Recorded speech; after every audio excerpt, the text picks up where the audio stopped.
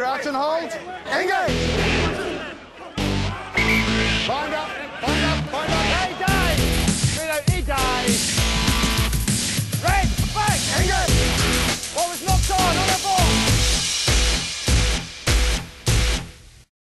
Titre décerné hier soir au Stade de France, celui de la Coupe de la Fédération, face à face pour cette soirée des comités, la Bourgogne et le Périgord Agenais. Résumé signé Marc Guillaume et Jean-Pierre Josso.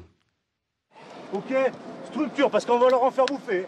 On va les cogner là-dedans. Périgueux, toujours en course pour le titre en Fédéral 1, s'est privé de plusieurs bons éléments que le comité Périgord Agenais se présentait en finale de la Coupe de la Fédération au Stade de France. En revanche, les Bourguignons, tombeurs de la Côte Basque en demi-finale, pouvaient compter eux sur une forte ossature des clubs de Nevers et de Dijon. La clé, c'est nous. Voilà. Si on est suffisamment grand dans la tête pour faire abstraction de tout ça, là.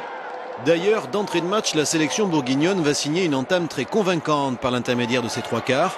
Pierre Savre a déjà ouvert la marque sur pénalité quand Julien Gevrey accélère le long de la touche. Retrouve à l'intérieur son demi d'ouverture qui lui redonne pour un magnifique envol.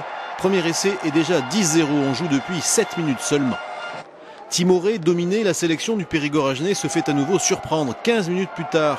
Toujours sur un exploit de l'ailier du Stade Dijonnais, Julien Gevrey, un joueur talentueux passé par Marcoussis.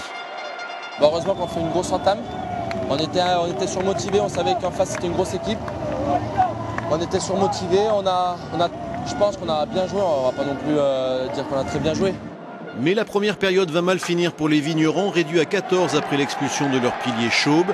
Les Bourguignons encaissent sur mêlée un essai de pénalisation pour un score de 20-13 à mi-parcours.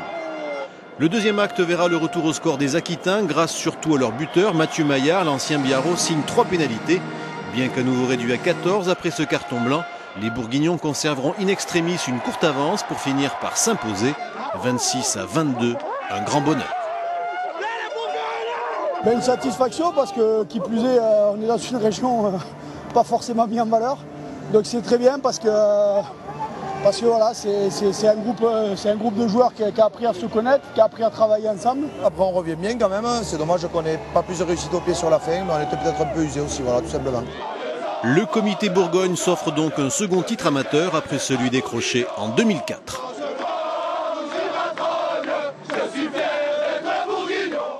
Voilà pour cette soirée parisienne à Saint-Denis. Merci de nous être fidèles. Salut à tous et à dimanche prochain. Crouch and hold. Engage. Bind up.